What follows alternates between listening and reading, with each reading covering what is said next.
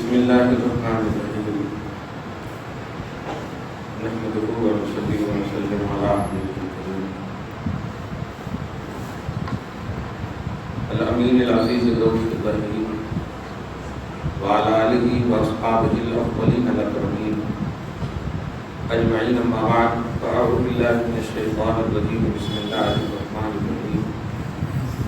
ومن يفعل ذلك عدوانا وظلما فسوف نصليه نارا وكان ذلك على الله يسيرا. صدق الله العظيم. رسول برکت کے لیے درود شریف پڑھنے کے بعد سیدنا وشفیعنا ونبینا ومولانا محمد العلي والكرم وعلى آله الكرام وصحبه الكريم وآله وأصحابه وسلم صلی اللہ تعالی علیہ وسلم. سورہ نساء کی آیت نمبر 29 تک کا درس ہو چکا ہے. آیت نمبر 29 میں ناحق مال کمانا کھانا، اس کو قرآن پاک نے لا تأکلوا کہہ کر کے حرام کا فتویٰ دیا تھا. مت کھاؤ باطل طریقے سے مال. دوسرا اہم پہلو تھا خودکشی مت کرو. جسم خدا کی امانت ہے، خودکشی کرنا امانت میں خیانت کرنا ہے، اور امانت میں خیانت حرام ہے. یہ وار نے کیا تھا اللہ پاک نے آیت نمبر 29 میں. آیت نمبر 30 میں اللہ فرماتا ہے وَمَن يَفْعَلْ ذَلِكَ، جو نہ مان کر کے ایسا کریں گے عدوانًا وظلمًا، عداوت کی بنیاد پر اور ظلم کی بنیاد پر. کچھ لوگ بولتے ہیں نا یہ دیکھا جائے گا ابھی تو بہت زمانہ باقی ہے، آخری میں توبہ کر لیں گے، ابھی کھا لو جتنا بھی کھانا. یہ عداوت میں صحیح ظلم ضرور ہے، خود پر ظلم ہے. ہر روز بندہ مومن رات میں جب سوتا ہے تو دعا کرتا ہے بسمک اموت و احیا، اے اللہ تیرے نام سے مر رہے ہیں اور تیرے نام سے جئیں گے. اموت، موت کا روز، موت کی روز دعا کر کے پڑھتے، تمنا نہیں دعا کرتے. اور جب اٹھتے ہیں تو الحمدللہ الذی احیانا بعد ما اماتنا، اللہ تیرا شکر ہے کہ تو نے ہمیں زندگی بخشی بعد اس کے کہ تو نے موت دے دیا تھا. یعنی نیند کو موت سے تشبیہ کی. بندے کو ہرگز نہیں چاہیے کہ اگر حلال کی طرف تکلیف اور پریشانی ہی اٹھا کر کے قدم بڑھ رہے ہیں تو حلال ہی کی طرف بڑھائیں، حرام کی طرف ہرگز نہ بڑھائیں اگرچہ سکون سے مل رہا ہو. یہ کیونکہ ایسا کریں گے تو اللہ فرماتا فسوف نصلیہ نارا، ہم اسے جہنم کی طرف دھکیل دیں گے، جہنم کی طرف دھکیل دیں. اور نمبر 30 میں ایک آیت کریمہ ہے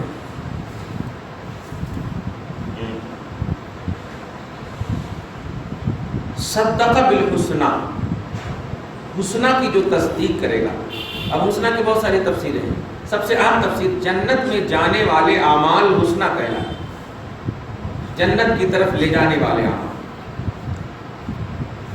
تو جو کوئی ایسا عامل ہوگا جنت میں جانے والے اعمال کرے گا، اللہ فرماتا فَسَنُيَسِّرُهُ لِلْيُسْرَىٰ، ہم اس کے لیے اس کی زندگی بہت آسان کر دیں گے، ہم ان کے لیے آسانیاں مہیا کر دیں گے. وَأَمَّا مَن بَخِلَ وَاسْتَغْنَىٰ، اور جو بخل سے کام لے گا. اور بخل یہ نہیں کہ آپ کنجوسی کریں، بخل یہ بھی ہے کہ دوسروں کا ہڑپ لیں، یہ بھی بخل ہے.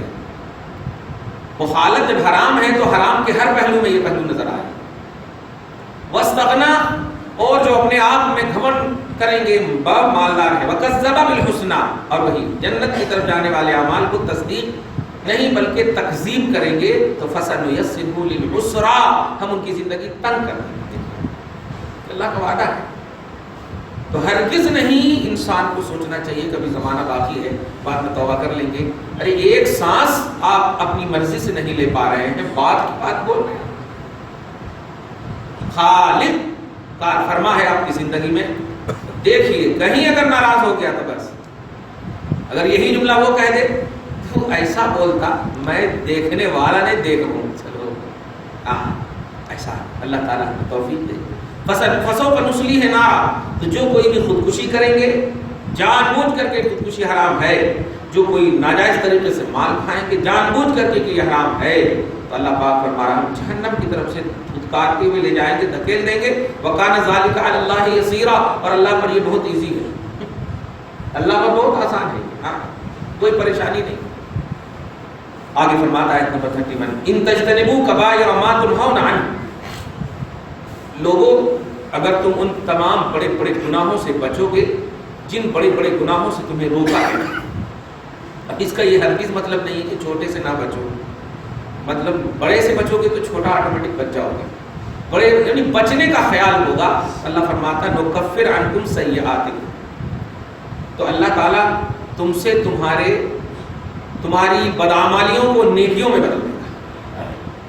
بچنے کی صرف کوشش کرو گے, دیکھیے خیال اچھا رکھو گے کہ ہم بچیں گے, بس نہ بچ پانا یہ آپ کے کنٹرول سے باہر ہو تو الگ بات ہے, لیکن اگر بچنے کا اچھا خیال رکھیں گے تو اللہ فرما رہا ہے تمہاری بدعمالیوں کو نیکیوں سے بدل دیں گے. یہاں پر ایک عقیدہ آپ کو بتاؤں کہ کچھ گناہ چھوٹے ہوتے ہیں جس کو صغیرہ بولتے ہیں, لیکن بندہ کرتا ہے اور گناہ صغیرہ کرتے کرتے, اب گناہ صغیرہ کا مطلب یہ کہ اب وضو آپ سے ٹھیک سے نہیں کر رہے ہیں, کوئی اگر مطلب عام آدمی آپ کے بازو میں کھڑا ہو گیا تو آپ جو ہے نماز پر توجہ دینے کے بجائے ارے کون آ گیا جی آجو بازو, یہ سب بھی گناہ صغیرے میں ہے, دھیان دیجیے گا. چھوٹے چھوٹے گناہ, تو چھوٹا گناہ بھی اگر عادت بنا لے انسان تو وہ کبیرہ بن جاتا ہے. اصرار کرے انسان تو کبیرہ بن جاتا ہے, ضد کرے انسان تو کبیرہ بن جاتا ہے. چھوٹے گناہ کو بھی کبھی چھوٹا نہیں سمجھنا چاہیے. وہ چھوٹا پہلے راؤنڈ میں چھوٹا ہے, لیکن اس پہ کنٹینیوٹی ہو گئی یا اصرار ہو گیا تو کبیرہ بن گیا, بڑا. تو اللہ پاک نے یہاں بڑے گناہوں سے بچنے اس یہی کہا ہے کہ انسان بچنے کی راہ کو اپنائے, کیونکہ چھوٹے گناہ بھی بڑے بن جاتے ہیں. اگر وہ بچے گا تو نکفر عنکم سیئاتکم, اللہ پاک فرماتا ہے تجھ سے تیری بدعمالیوں کو نیکیوں میں بدل دیں گے. کفارہ مطلب بدلنا. وندخلکم جنات تجری وندخلکم مدخلا کریما, اور ہم عزت والی جگہ میں تمہیں داخل کریں گے. کمال ہے مدخل کریم, کرامت اور عزت والی جگہ میں داخل کریں گے. آیت نمبر 31, ولا تتمنوا ما فضل الله به بعضكم على بعض. جانتے ہیں ایک اہم چیپٹر اصل آنے والا ہے, جمعہ میں بھی میں نے اشارہ کیا تھا اس کا, وہ ابھی آ رہا ہے. ولا تتمنوا ما فضل الله به بعضكم على بعض, اور اس سے زیادہ کی تمنا مت کرنا, اور ہو جاتا تو اچھا تھا. اللہ پاک نے جو تم پر فضیلت بخشی ہے, اللہ پاک نے جو تم پر انعام کیا ہے, اس انعام پر راضی برضا رہو, اس سے زیادہ کی تمنا مت کرنا. لا تتمنا, تمنا مت کرنا اس سے زیادہ کی. فضل اللہ بہ بعضکم علی بعض, جس نعمت کو اللہ نے تم پر ایکسٹرا دیا ہے, انعام کیا ہے, فضیلت بخشی ہے. بعضکم علی بعض, تم میں کے بعض کو بعض پر. ہوتا ہے نا بھائی, ارے ہمارا پڑوس ہو کر کے اتنا بڑھ رہا ہے نا, میں نے پڑھا, ارے تو بڑھا نا, پڑوس کو کس کو دیکھنا, وہ بڑھ رہے ہیں, وہ اپنے کو دیکھتے ہوئے چلتے چلے جا رہے ہیں, آپ ان کے بڑھنے کو خالی دیکھ رہے ہیں, آپ بڑھ ہی نہیں رہے. اللہ پاک دینے والا ہے. رش کیجئے, یہ اچھی چیز ہے, حسد مت کیجئے. رش کی یہ ہے کہ اللہ سے دعا کیجئے, اللہ تو نے اس کو دیا تو ہمیں بھی دے اور ان میں اور اضافہ کر. اور حسد یہ ہے کہ اللہ ان کو ختم کر دے, میرے کو دے نہ دے مگر وہ ختم کر دے ان کو. ہاں یہ ہے حسد, یہ حرام. رسول پاک نے حسد کا جملہ ارشاد فرمایا. دو چیز میں حسد جائز ہے, حالانکہ وہ حسد کا معنی رشک ہے, ایک مال میں اور ایک علم. اللہ نے کسی کو اچھا عالم بنایا ہے تو آپ مت کہو یا اللہ ہم کے ہاتھ پاؤں کو توڑ دیں گے, ایسا نہیں. اے اللہ ان کے علم میں اضافہ فرما اور ہمیں بھی فیض ملنے, علم حاصل کرنے کا جذبہ نصیب فرما. اور مال میں اللہ انہیں دیا ہے تو زکات دیتے ہیں, میرے کو بھی دے دینا, میں بھی زکات دوں گا, ایسا. تو یہ رشک دو چیز میں جائز ہے.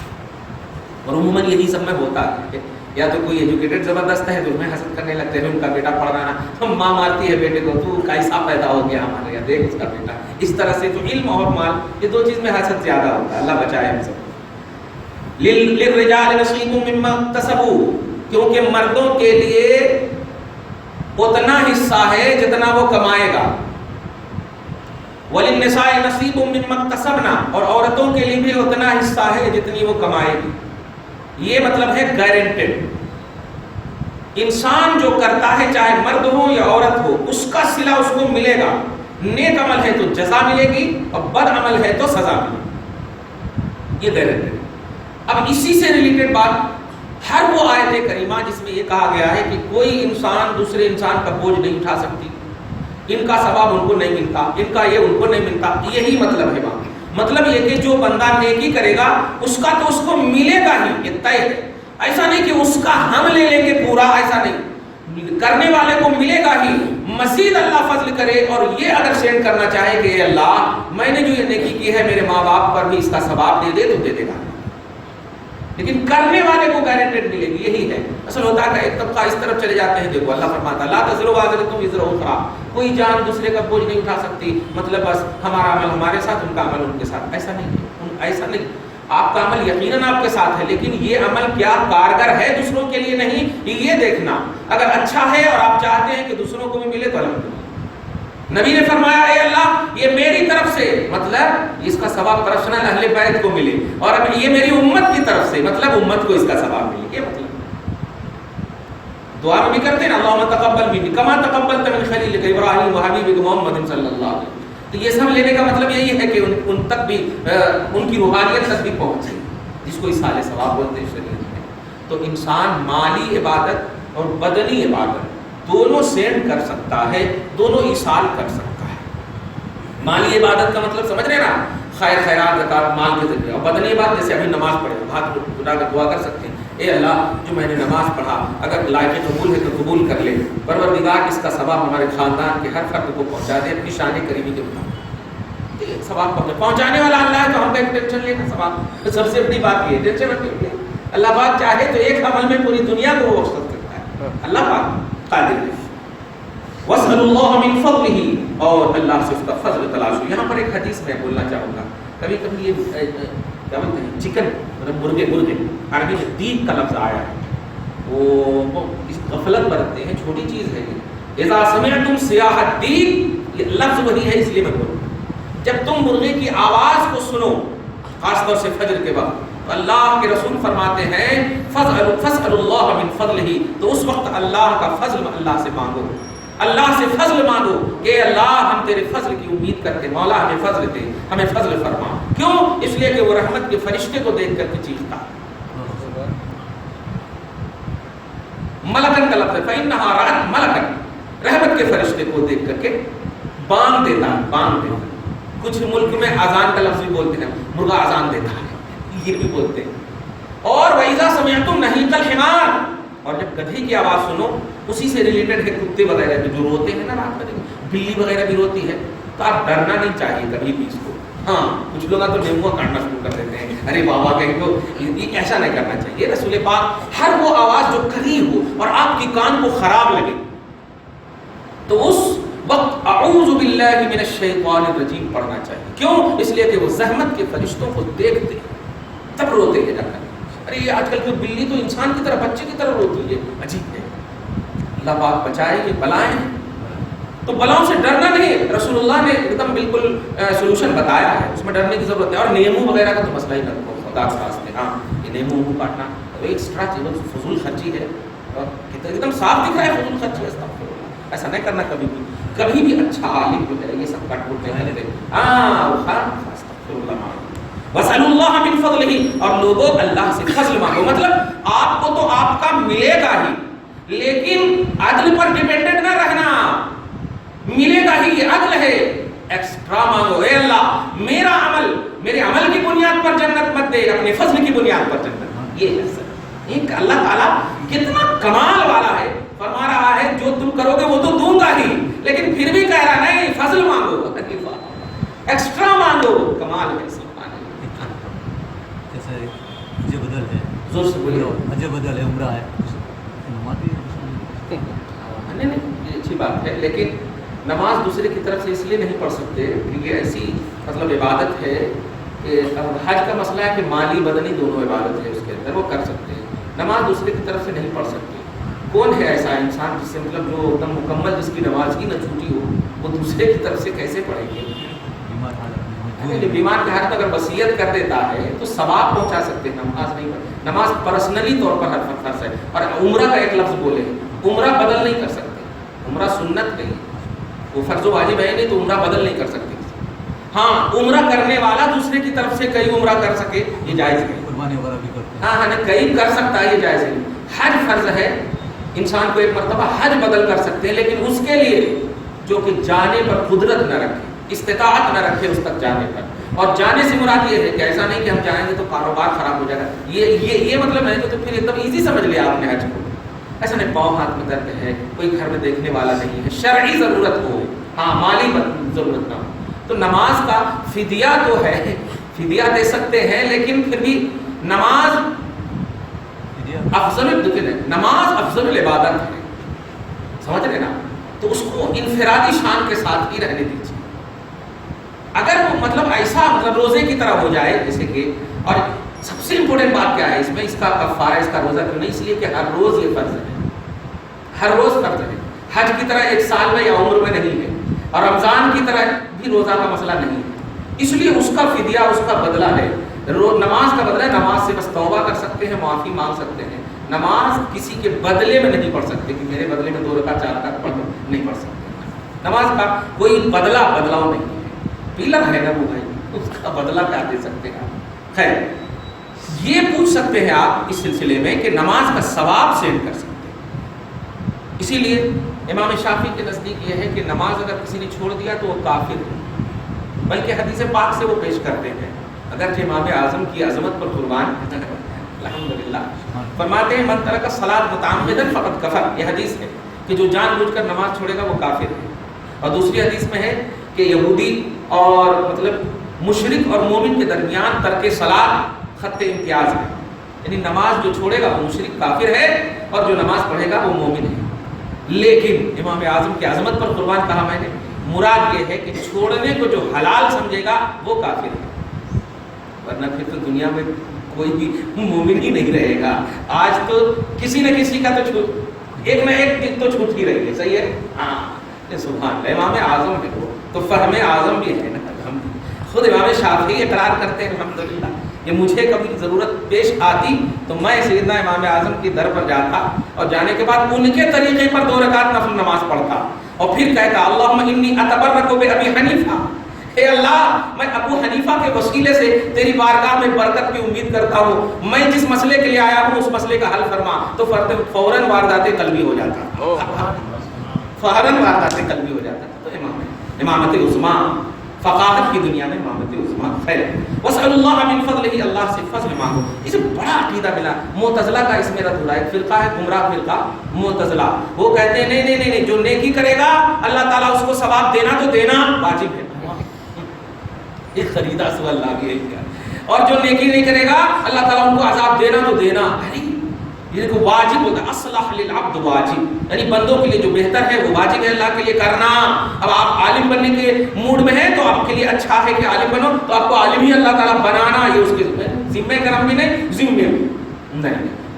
صحیح عقیدہ یہ ہے کہ وہ خالق ہے، مالک ہے، اس پر کوئی چیز واجب نہیں. اور جہاں کہیں بھی واجب کا لفظ بولا جاتا ہے وہ ثابت کے معنی میں کہ اللہ نے اپنے اوپر واجب کر لیا. اللہ نے جیسے کہ مہر ادا کرنا واجب ہے، فاطمہ تو زہرا کی مہر اپنے ذمہ لے لیا، تو اس واجب کا معنی وہاں پر بھی کرم ہے. اور لیکن یہ ایسا کرم ہے کہ واقعی تمام واجبات پر بھاری ہے اگر غور کریں. واسأل اللہ من فضلہ، اللہ سے فضل مانگو. بڑا عمدہ عقیدہ ملا. کبھی بھی عمل پر ڈیپینڈنٹ نہیں رہنا.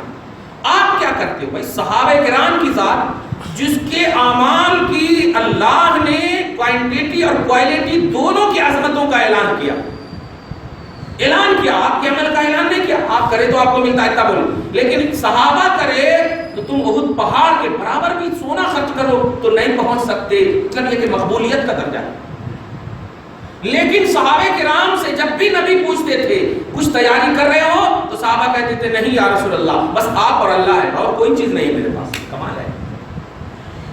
حالانکہ مطلب کبھی بھی نبی جب موجود ہے ہمت ہے کہ نماز چھوٹ جائے؟ کبھی نہیں. جو بھی احکام نازل ہوتے تھے سب سے پہلے راؤنڈ کے وہ موحد ہیں، وہ کیسے چھوڑتے ہوں گے؟ لیکن نہیں، انہوں نے بھی اعمال کو جنت کے سامنے نہ رکھا کہ اس اعمال کی بنیاد پر ہم جنت جائیں گے. نہیں سرکار آپ ہیں، بس ہم یہی امید کرتے ہیں. اعمال کا بدلہ تو جانے میں تو جاتا، میرے سرکار نے جانے نہیں دیا. خیر واسأل اللہ من فضلی، تو اللہ سے فضل مانگنا. ان اللہ کان بکل شیء علیما، بے شک اللہ ہر چیز کا جاننے والا ہے. آگے فرماتا وَلِكُلٍّ جَعَلْنَا مَوَالِيَ مِمَّا تَرَكَ الْوَالِدَانِ وَالْأَقْرَبُونَ. یہ آیت کریمہ سورہ نساء میں آیت نمبر وہ میراث کی آیت میں پڑھ چکے ہیں. وَلِكُلٍّ، اور ہر ایک کے لیے ہم نے وارث بنایا، ہر ایک کے لیے وارث بنایا. مِمَّا تَرَكَ الْوَالِدَانِ وَالْأَقْرَبُونَ، چاہے والدین ترکہ کریں، والدین چھوڑیں اپنے مال کو، یا رشتہ دار چھوڑیں.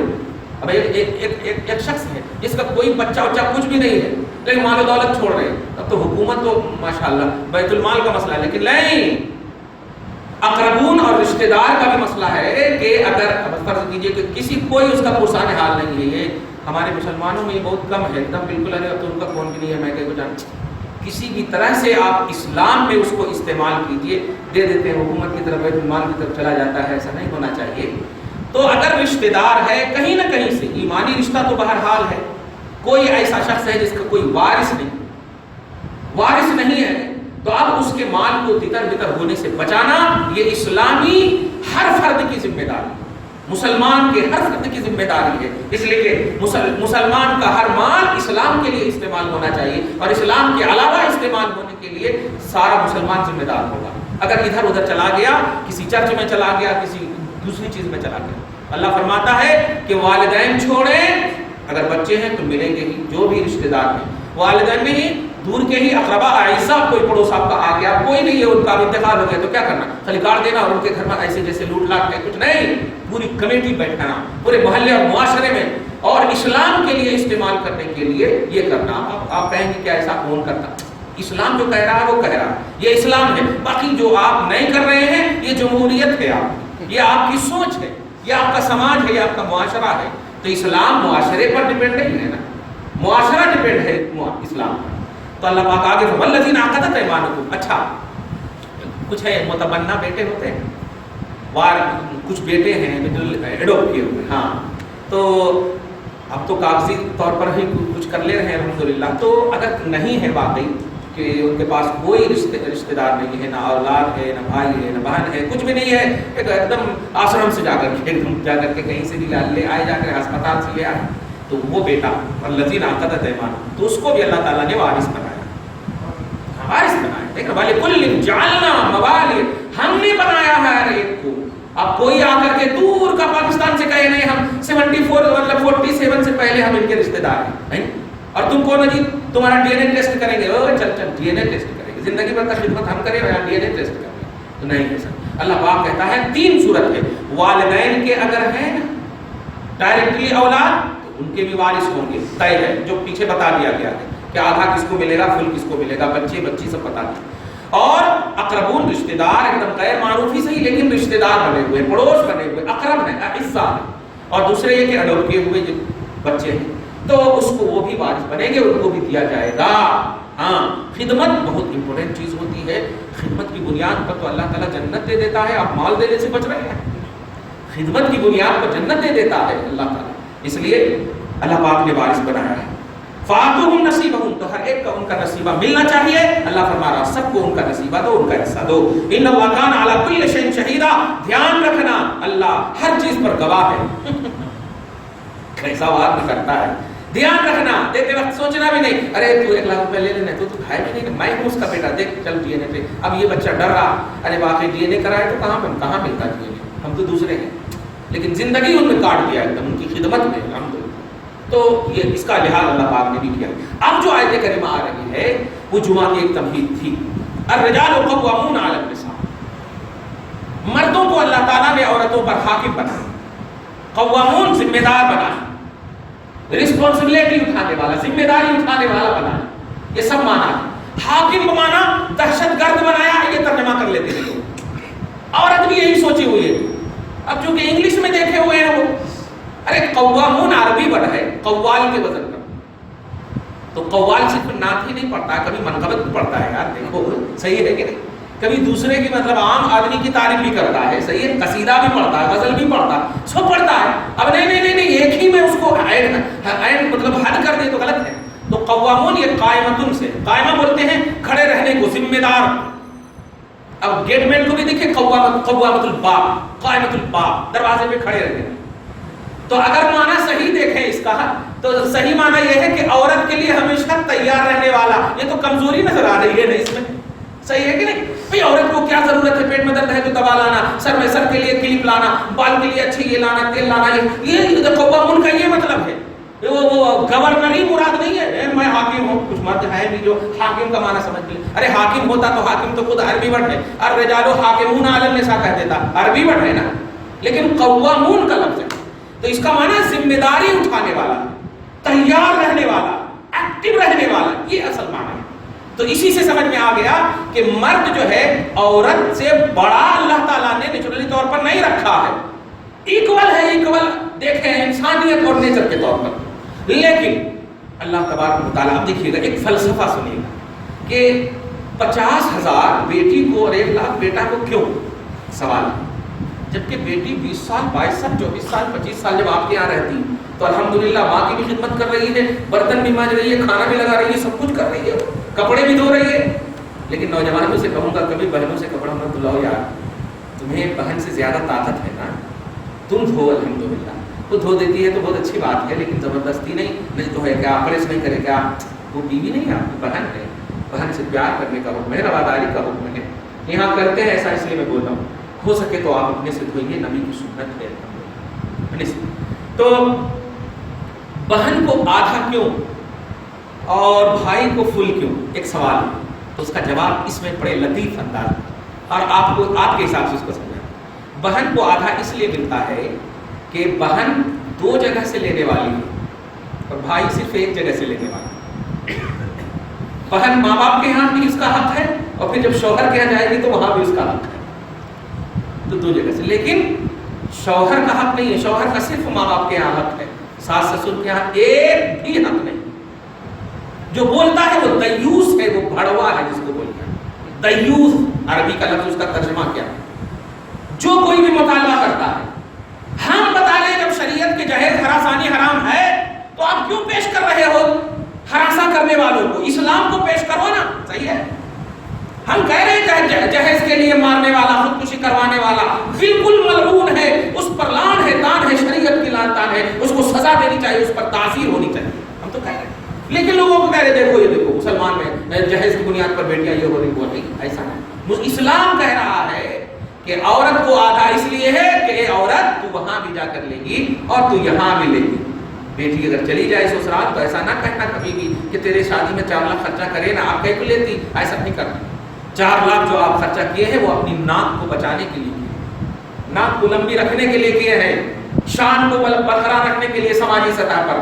ورنہ اگر آپ یہ کر لیں کہ جو اس کا حق ہے آپ والدین کی وراثت میں اگر وہ حق دے دیں تو آپ پر رحمت بارش ہوگی اور بیٹی سکسیسفل بنے گی شادی میں انشاءاللہ، کوئی مسئلہ ہی نہیں آئے گا. ہاں تو الرجال قوامون علی النساء کا صحیح معنی دھیان دیجیے گا. آیت نمبر 34 کو دھیان میں ہمیشہ رکھیے گا کہ مرد کو اللہ نے عورتوں پر حاکم بنایا. صرف ایک ترجمہ کرتے ہیں لوگ، حاکم کا معنی یہاں گورنر نہیں، حاکم کا معنی یہاں ظالم نہیں، حاکم کا معنی ذمہ دار. جیسے امیر المومنین کا جملہ کہا جاتا ہے صحابہ کرام کو، خلفائے راشدین کو کہا جاتا نا، تو امیر المومنین کا یہ مطلب نہیں کہ کھانا لاؤ، ایسا نہیں. خود روٹی لے کر جاتے تھے، آٹا لے کر جاتے تھے اور پکا کر کھلاتے تھے، اور امیر المومنین کا یہ معنی. تو حاکم کا بھی یہی معنی ہے کہ مرد کو عورت پر حاکم بنایا گیا ہے. اے ماں تو گھر میں رہتی ہے، صبح و شام ساری خوبصورتی گھر کی تو بنی رہتی ہے، کہاں بستر، کیسا کھانا، کس طرح دھونا، ساری چیزیں. تو ہم بھی تیرے لیے ایکٹیو ہیں، بول تجھے کیا چاہیے، گھر میں کیا چیز کی ضرورت ہے. یہ ہے اصل حاکم کا معنی، یہ ہے اصل حاکم کا معنی. الٹا معنی سمجھ جاتے ہیں اور کہتے ہیں ایسا عورتوں کو رواداری نہیں ہے، انسانیت نہیں ہے. تو ہم دے رہے ہیں مودی جی، تو ٹھیک ہے کرو، جا کر کے شادی بھی وہی کرو، قاضی سب انہیں کو بناؤ، مصری بھی مودی جی کو دو. جا کر الرجال قوامون علی النساء، مرد کو عورتوں کا ذمہ دار بنایا. یہ ترجمہ ایک دم بہترین کر رہا ہوں، مرد کو عورت کا ذمہ دار بنایا. سمجھ رہے ہیں کیوں؟ بما فضل اللہ بعضهم علی بعض. سب سے پہلی بات یہ ہے کہ اللہ تعالیٰ نے مردوں کو بعض پر فضیلت بخشی ہے، نبی بنایا، صدیق بنایا، لیکن کسی بھی عورت کو اللہ نے نبی نہیں بنایا۔ تو یہ تو فلسفہ سمجھو کہ جب مردوں کو اللہ تعالیٰ نے نبی بنایا تو اب اس کا حق بھی تو زیادہ ہوگا نا، ایک بھی عورت نہیں، اور جس نے بھی نبوت کا دعویٰ کیا ان سب کو قتل کیا گیا ہے۔ صحیح، عورت بھی نبوت کا دعویٰ کی ہے، وہ بہت ہے دعویٰ کرنے والوں میں سے، اور آج بھی کوئی ایک فیس بک پر دیکھ رہا ہوں میں کر رہی ہے دعویٰ، ہاں وہی ہوگی، نیمو کاٹنے والی ہوگی برابر۔ ہاں جب شوہر نہیں خوش کرتا تو اب شیطان آ جاتا ان کے اوپر، ہاں اب بولتے ہیں حضرت آ رہے ہیں، تب اب حضرت کو کچھ بھی نہیں رہا، اب ہم لوگ وہاں جا کے فاتحہ پڑھ رہے ہیں، حضرت تمہارے پاس گئے، واہ واہ استغفر اللہ معاذ اللہ۔ گھر میں جب ساس سساتی ہے تو حضرت آ رہے ہیں، اب ساس بھی بیچاری کر رہی ہے، کہاں تو حضرت ہمارے کو پٹک کے چھوڑ دے، شیطان آ جاتا ہے ان کے اوپر، شیطان حاوی ہو جاتا ہے۔ خدا کی قسم کوئی بھی اللہ کا نیک بندہ، اللہ کا ولی کسی بھی عورت کے اوپر حاوی نہیں ہو سکتا۔ ارے وہ عورت کو ترک کر کے ولایت حاصل کی ہے، قوت شہوانی کو زائل کر کے ولایت حاصل کیے ہیں، وہ عورت کے اندر کیسے آ سکتے ہیں معاذ اللہ؟ اور وہ بھی ایسی عورت جو نماز بھی نہ پڑھے، کچھ بھی نہ کرے، فاسق ماں باپ سب کو، شوہر وغیرہ سب کو ستانے والی ہے۔ خبردار، یہ نہایت ہی ملعونہ عقیدہ ہے۔ آگے فرماتا اللہ کہ وہ بما انفقوا من اموالہم، اور اس لیے بھی کہ مرد جو ہے خرچ کرتے ہیں اپنے مال کو ان کے اوپر، 5000 بھی اس کی مہر بندی ہے تو یہ مرد گزارش بھی نہیں کرنا کہ دے دو، اس کا حق ہے، لیکن تیرے کو وہ بولنے کا حق رکھتی ہے کہ مجھے یہ چاہیے تو چاہیے۔ 2 کپڑا سال میں لا کر ان کو دینا واجب ہے، ان کی ہر طرح کا خیال رکھنا تم پر واجب ہے، ان پر صرف تمہاری خدمت کرنا اور گھر کی عزت و بقا کو سلامت رکھنا یہ ہے ان کے اوپر، یہ ذمہ داری۔ چنانچہ آگے فرماتا ہے، آگے فالصالحات، تو نیک بیویاں، قانتات، باادب بیویاں، حافظات للغیب، شوہر کے غائب میں خود کی بھی حفاظت، ان کے بستر کی حفاظت، ان کے مال کی حفاظت، ان کی ہر چیز کی حفاظت، کہ جب شوہر آئے تو دیکھتے ہی خوش ہو جائے، اور اس کی خوشی جب مطلب اللہ کے رسول فرماتے ہیں کہ اس کی خوشی ابھی مکمل بھی نہیں ہونے پاتی تھی اور اللہ اسی عورت کو جنتی لکھ دیتا ہے، جنتی لکھ دیتا ہے۔ اذا سرت کا رؤیتک کا، تجھے دیکھ کر تیرا شوہر اگر خوش ہو جائے کہ واقعی تو ہمارے غائب میں بھی مجھے خوش کر دیا، دیکھ تو ظاہر بتا رہے ہیں کہ واقعی تو ہر طرح سے اچھی ہے، تو اللہ پاک جنتی لکھ دیتا ہے، یہ ہے۔ لیکن آج کیا ہوتا، الٹا ہوتا، شوہر کے سامنے الٹے پلٹے رہتے اور دوسرے کے سامنے جا کر اچھا سج دج کے رہتے۔ اللہ محفوظ فرمائے، بما حافظ اللہ، توفیق اس کی کہ اللہ نے حفاظت کی توفیق دی۔ تو اللہ تبارک و تعالیٰ کی صحیح مطلب بندی اور شوہر کی صحیح اور سچی بیوی ہے کہ غائبانہ میں باادب رہیں، خود کی حفاظت کریں اور نیکی سے منہ نہ موڑیں۔ بلکہ اب تو اور بھی ان کو موقع ہے کہ بھائی شوہر نہیں ہے الحمدللہ، تو اب مجھے اللہ کی بارگاہ میں زیادہ عبادت کرنے کا موقع ملا، تو اب تو اور بھی سلامتی کے لیے دعا کر سکتے، اور بھی ہر طرح سے آپ اپنے آپ کی حفاظت کر سکتے۔ لیکن الٹا ہے، فون کرتے ٹائم ہی پاس نہیں ہو رہا تم نے تو، اور یہاں تھے تو جھگڑا سے ٹائم پاس نہیں ہو رہا، ہاں اب آ نہیں تو یہ ایسی یہ دکھا رہے ہیں گھر جانے کے واسطے، سہیلیوں کے جانے کے واسطے، استغفر، یہی سب دعا قبول نہیں ہو رہی۔ کل جو ہے مائیں صرف دوپٹہ اٹھانے کی ہمت کرتی تھی تو آواز آ جاتی تھی، رابعہ مت اٹھاؤ تیری دعا قبول ہوگی، مت اٹھاؤ تیری دعا قبول ہو گئی۔ مطلب سوچ کو اللہ قبول کر لیتا تھا، اور آج 40 دن بھی وظیفہ کر رہی ہیں تو ایک بھی قبول نہیں ہو رہی، کیونکہ وظیفہ کر رہی ہے اور فون کو دیکھ رہی ہے کہ ہماری سہیلی کا اب تک کہیں نہیں آیا، یہاں بسم اللہ الحمدللہ اس طرح پڑھ رہے ہیں، تو توجہ اللہ ختم ہو گئی۔ اللہ آگے فرماتا واللاتی تخافون نشوزہن، یہ جو امپورٹنٹ عقیدہ دے رہا ہوں دھیان دیجیے، وہ بیویاں جن سے تمہیں انکار کا خوف ہو، نافرمانی کا خوف ہو، نشوز بولتے ہیں نافرمانی کا خوف ہو، تو کیا سولوشن دیکھیے، 3 سولوشن پیش کیا اللہ تعالیٰ۔ فَعِظُوهُنَّ، سب سے پہلا راؤنڈ ہے کہ نصیحت کرو، نصیحت کرو۔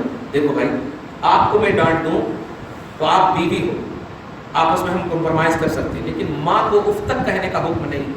اگر غلطی بھی ہے تو ماں کو ہم نہیں ڈانٹیں گے، آپ کو ہم ڈانٹیں گے کیونکہ ہم آپ اکول، ہم کو اللہ نہیں پکڑے گا، ہم بعد میں جا کر آپ سے معافی مانگ لیں گے، اور یہ معافی ماں کے لیے خود ہدایت کا سبب بنے گا۔ تو اس طرح سے واضح، اس طرح سے نصیحت کرو، پہلا ہے۔ اگر خوف نشوز کا خوف ہو، انکار کا خوف ہو، عدم اطاعت کا خوف ہو، آپ کی پیروی نہ کرنے کا خوف ہو، تو پہلا راؤنڈ ہے کہ ان کو نصیحت کرنا. پہلے راؤنڈ نہیں ہے کہ طلاق طلاق طلاق، نہیں.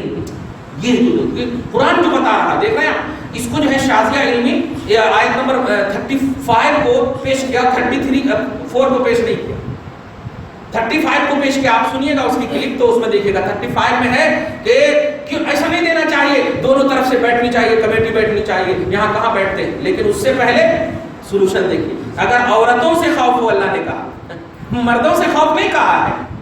یہ نہیں پیش کرتی ہے عورتوں سے خوف ہو، اللہ کو پیش کرو نا. اللہ تعالیٰ تو ہمارے سے خوف کیوں کھاتا؟ اللہ فرما رہا ہے عورتوں سے اگر خوف ہو فَعِظُوهُنَّ، سب سے پہلے ان کو نصیحت کرو. اور نصیحت قبول نہ کرے تو ایک ایسی چیز ہے جو چیز اگر شوہر نہ دے تو عورت تباہ ہو جائے گی، اور وہ یہ ہے کہ ان کے بستر کو چھوڑ دو، الگ کر دو. وَاهْجُرُوهُنَّ فِي الْمَضَاجِعِ، دیکھ رہے ہیں اللہ جس کے پاس کوئی نفسانی خواہش نہیں ہے، وہ مالک ہے اس کا، خالق ہے اس کا، لیکن سولوشن اتنا اچھا بتا رہا ہے کہ پریکٹیکل میں آپ محسوس کریں. بیوی کو 1 گھنٹہ چھوڑ دیجئے تو دیکھیے صبح میں کتنی آنکھ لال رہتی. وہ جھوٹ کا بھی کروٹ بدلی رہے لیکن صبح میں سوئے، ایک بھی نہیں سوئے. وَاهْجُرُوهُنَّ فِي الْمَضَاجِعِ. دوسرا اب سولوشن کہ ان کو الگ کر دو، بستر الگ کر دو، تم بھی الگ ہو جاؤ. اور یہ اس کے بعد بھی نہ مانے تو وَاضْرِبُوهُنَّ. تیسرا آپشن دیکھا آپ نے، پوچھئے ان سے. سنویدھان قرآن میں نہیں ہے، یہ لفظ بار بار بولتی ہوں، قرآن میں نہیں ہے، کہیں بھی قرآن میں نہیں ہے. لیکن قرآن میں کیا ہے؟ دیکھ، عورتوں سے اگر خطرہ ہو تو پہلا ہے نصیحت کرنا، دوسرا ہے بستر الگ کرنا، اور تیسرا اگر دونوں نہ مانے تو وَاضْرِبُوهُنَّ، ان کو مارو. ضرب کا لفظ ہے. اب ضرب سے مراد یہ نہیں ہے کہ آپ جا کر کے بہترین ڈنڈا خرید کر لے آئیے، نہیں، چہرہ کو چھوڑ کر کے ایسی جگہ جہاں صرف مارنے کا ایک احساس ہو، مارنے کا ایک احساس ہو، احساس کے لیے، جس کو آپ تنبیہ بھی بول سکتے ہیں. زبان کی مار بھی یہاں مراد ہے. وَاضْرِبُوهُنَّ مطلب فی الخشبۃ نہیں ہے، لکڑی سے مارو ایسا نہیں، مارو. تو مارنے سے کبھی کبھی مار سے زیادہ، جیسے کوئی بڑا آدمی بات کہہ دیتا ہے تو مار سے زیادہ ہو، مار دیتے تو درد ختم ہو سکتا. علی کا ایک شعر بھی ہے، جراحات السنان لہت تیام ولا یلتام ما جرح اللسان، ما جرح اللسان، کہ نیزوں اور نیزوں کے جو زخم ہوتے ہیں نا اس کا بھراؤ ممکن ہے، لیکن زبان کے جو زخم ہوتے ہیں وہ کبھی نہیں بھرتا. ڈنڈے سے کسی نے مار دیا تو علاج کر کے آپ ٹھیک ہو سکتے ہیں، لیکن زبان سے کسی نے مار دیا تو قیامت تک وہ یاد رہتی جب تک زندہ ہے. تو مار سے مراد ڈنڈا نہیں ہے. اب لوگ شریعت کہتی ہے کیسا قرآن ہے، ارے ہم سے سنو نا، ہمارا قرآن ہے تو ہم سے سنو، اپنے لاجک کو کیوں دوڑائیں. صحیح ہے، ڈکشنری بولے، لینگویج جو اتری ہے اس کو دیکھو، احاطہ کرو عرب کا کہ عرب میں ایک لفظ کا کتنا معنی ہے، اس محاورے پر قرآن اترا ہے. اب اپنے معنی کو وہاں فٹ کرو گے تو بے وقوفی ہے. تو اللہ فرما رہا ہے کہ مارو. تیسرا آپشن ہے، ارے یہ بستر جو آپ الگ کیے ہیں یہ مارنے سے بڑھ کر ہے کہ نہیں بتائیے. اب بھی اگر سرکشی پر اتر آئے تو زبان سے، جس کو کہتے ہیں دیکھو نصیحت بھی کی ہے میں نے، دھیان دیجیے گا، اور اتنا کرنے کے بعد بھی اب نہیں مانے تو اب بتاؤ کیا کرنا، اب بتاؤ کیا کرنا. تب جو کرنا کرو، ایسا بولتے نا. تب اس کو چہرہ چھوڑ کر کے کہیں پر بھی ایسا ہمارے کہیں آپ ہی کا پیسہ زیادہ خرچہ نہ ہو جائے. ہاں دھیان دیجیے گا، چہرہ چھوڑ، چہرے پہ تو نہیں مارنا، یہ رسول پاک نے فرمایا. زمانے جاہلیت کے تیرا نہیں مارنا، یہ رسول پاک نے فرمایا. آج کے حساب سے بتا رہا ہوں، زبان سے آپ بیوقوف مطلب اتنی تنبیہ کے باوجود والدین نے آپ کو کوئی نصیحت نہیں دیا ہے. میرا کرپشن کیا ہے، میری غلطی کیا ہے. اگر آپ کسی سے پیار کرتی تھی تو بول دیتی کھل کر کے. شادی کے بعد کیا تو ٹینشن دے رہی ہے دونوں گھر والے کو. شادی سے پہلے نہیں بولی اور شادی کے بعد ٹینشن تاکہ میں طلاق دے دوں اور آسانی سے وہ شادی کر لے. کیا بیوقوفی ہے، غلط بات ہے. اور دعا بھی کیجیے، یہ بھی مارنے میں داخل ہے. دعا بھی کیجیے. آنسو رونا یہ بھی بہت بڑی مار ہے، کیونکہ مار بد دعا بھی کو بھی مار کہتے ہیں. تو مار کے آپشن جو ہے صرف ڈنڈے نہیں ہے. سب سے بڑی بات یہ کہنا چاہ رہا ہوں، ڈنڈے نہیں ہے جیسا کہ آج لوگ سمجھے جاتے ہیں. فَإِنْ أَطَعْنَكُمْ، اگر وہ اطاعت کر لیں، فَلَا تَبْغُوا عَلَيْهِنَّ سَبِيلًا. 3 آپشن کے بعد اللہ فرما رہا ہے اطاعت کر لیں تو ان کے خلاف کوئی راستہ نہ ڈھونڈنا، اور اطاعت نہ کریں تو احسن طریقے سے ایک طلاق دینا. دیکھا آپ نے، یہی شریعت ہم شروع سے بول رہے ہیں.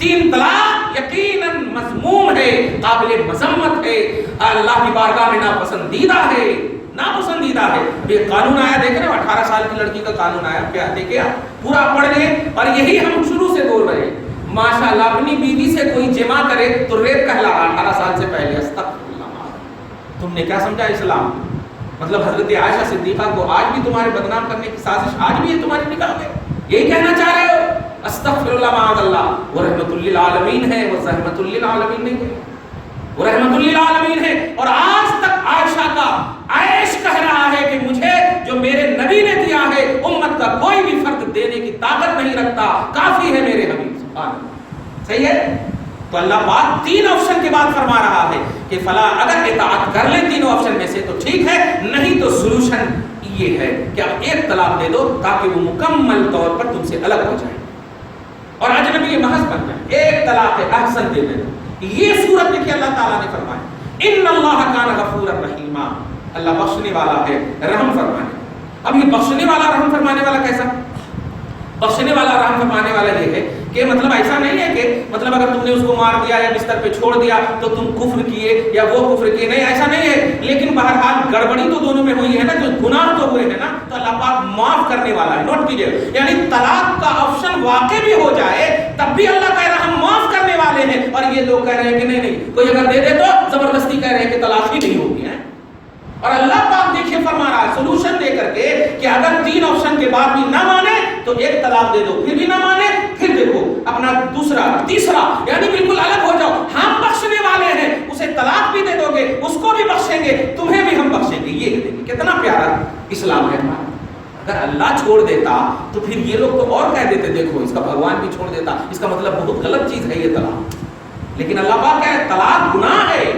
کفر و شرک نہیں ہے نوٹ کیجئے طلاق گناہ ہے کفر و شرک نہیں اللہ پاک بخشنے والا ہے رحم کرنے والا لیکن جس دھارا پر میں نے رکھا ہے اس دھارا پر چلو گے تو اللہ تعالیٰ بخش دے گا اور اللہ تعالیٰ رحم فرمائے اب آیت نمبر جو 34 ہے اس کو انشاءاللہ مستقل اس ہفتہ کروں گا دعا ہے پروردگار عالم آج کی اس خصوصی گفتگو کو حبیب پاک صاحب الاولاد کے وسیلے سے قبول فرمائے گھر بار میں اولاد میں شریعت کا ماحول قائم فرمائے حلال کو کھانے اور حرام سے بچنے کی توفیق نصیب فرمائے ہم سب کے اولاد میں برکتیں عطا فرمائے ہم سب کے والدین کو عزت و وقار کی زندگی نصیب فرمائے جو انتقال کر چکے ہیں ان کی بخشش فرمائے ان کے قبر کو منور فرمائے برزخی دنیا کو آراستہ کر دے ہم سب کو بخش دے مولا حسینی کردار سے لبریز فرمائے شہیدان کربلا کا صدقہ نصیب فرمائے وصلی اللہ تعالی علی خیر خلقہ محمد وآلہ وصحبہ اجمعین برحمتک یا ارحم